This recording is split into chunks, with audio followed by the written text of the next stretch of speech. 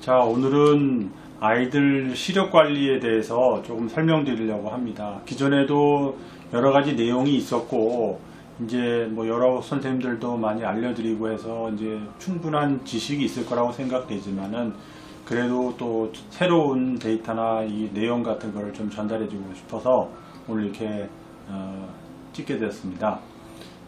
최근 뭐 한 3, 4년, 4, 5년 사이에 이제 시력 관리에 대한 중요성이 더 많이 생기게 되고, 안과 학회에서도 근시는 이제 굴절 이상이 아니라 질환으로 봐야 된다 하는 그런 이제 얘기가 있었습니다. 그게 왜 그러냐 하면은 아이들이 성장기에 이제 근시로 진행되는 확률이 높은데, 특히 동양 사람들, 한국, 일본, 중국 뭐 이런 동양 사람들이 더 그 근시 진행률이 더 높다고 되어 있습니다. 그건 무슨 유전적인 경향도 있긴 하겠지만은 그 환경적인 요인도 있습니다. 교육열이 좀 세고 그리고 이 인터넷이나 핸드폰 뭐 이런 컴퓨터 이런 게 전부 다 더 활성화되어 있는 지역이기 때문에 더 그런 것도 있을 거라고 생각됩니다. 그래서 시력 관리를 해야 되는데, 시력 관리를 이제 처음에 뭐 안과에 가서 검사를 해보거나 학교에서 신체 검사할 때 해보니 시력이 좀 떨어졌습니다 하면은 이제 우선 생각하는 게, 시력이 떨어졌으니까 안경 써야겠구나, 이렇게 생각합니다. 그 최근이 아니라 뭐 한 20년 전, 뭐 15년 전만 해도 그러면 병원에 와서 검사를 해가지고 안경 처방을 받고 이렇게 이제 하는 게 절차였는데, 이게 이제 근시를 하나의 질환으로 보면서부터 개념이 바뀌고 이거를 예방하거나 관리를 해야겠다, 이런 식의 이제 방침으로 이제 트렌드가 정해지니까 안경보다는 예방이 우선이고 진행을 억제하는 게 우선이 됐습니다. 그 이제 환경적인 요인은 지난번에도 이제 설명드렸지만은, 그런 환경적인 요인을 말고 진행을 억제하는 검증된 방법, 그거는 이제 아트로핀이라는 약제를 사용하는 방법하고, 그 다음에 이제 드림 렌즈라는 거, 그걸 사용하는 방법, 두 가지가 이제 가장 이슈화되고 있고, 그리고 가장 결과가 좋고 또 많이들 하고 있는 거라고 생각이 됩니다. 그래서 그 두 가지에 대한 내용인데, 그 중에서도 오늘은 이제 아트로핀에 대한 내용을 갖다가 좀 설명드리려고 합니다. 이 아트로핀을 사용하면 성장기의 아이들이 근시로 진행되는 게 예방되는 효과가 있다.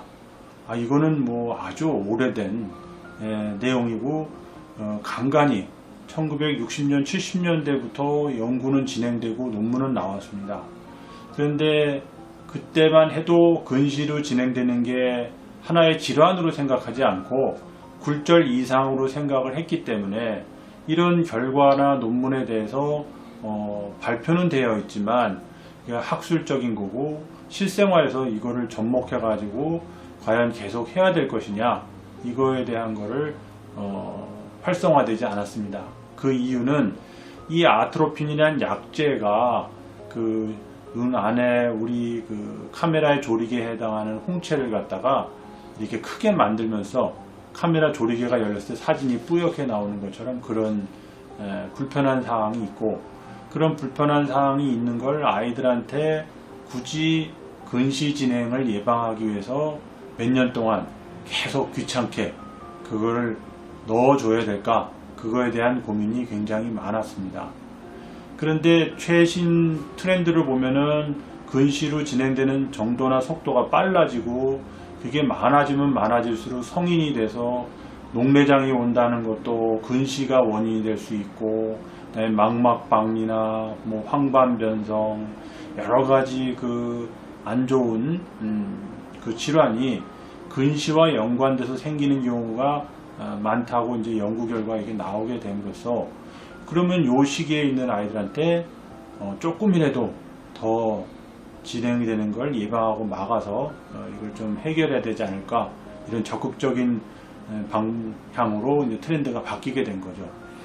그러면 이제 이 아트로핀이라는 약제가 아까 말씀드린 것처럼 이제 눈동자가 커지니까 이런 불편한 것도 있긴 하지만은, 이제 어머님이나 아버님께서는 그런 약제 자체도 부작용이 있을 텐데 그 약제를 가지고 이걸 해야 되냐 하는 것에 대해서 걱정이 많이 계실 걸로 압니다. 그래서 질문들도 많이 하시고요. 근데 실제로 아트로핀이라는 약제는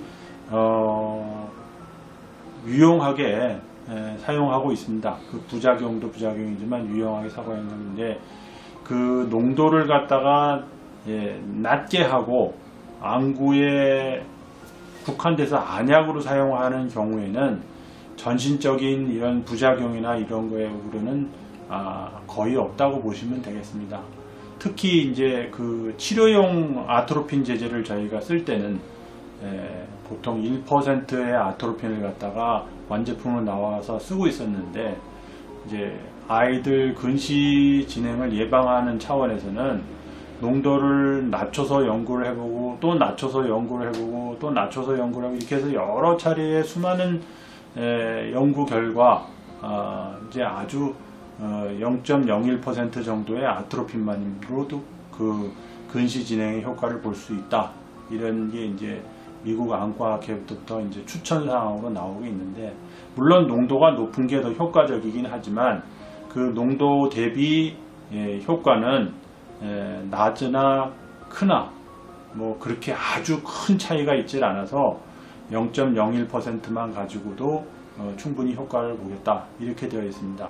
그래서 이제 예전에도 연구가 많이 해서 이거는 근시 진행이 예방되는 거라고 하고 있긴 하지만은 어떤 기전으로 이렇게 근시가 예방되는 것까지는 잘 몰랐지만은 최근에 더 연구가 돼서 나온 거는 결국은 근시라는 것 자체가 안구가 커지면서 근시로 진행되는 거니까 저희도 요즘에는 이제 근시를 측정할 때 굴절 검사 이외에 안축장 검사를 해가지고 안구 크기, 백내장 수술할 때 주로 유용하게 썼던 계측 장비를 가지고 안구 크기를 계측을 해보면 진짜로 시력이 떨어진 아이들은 안구가 훨씬 큽니다.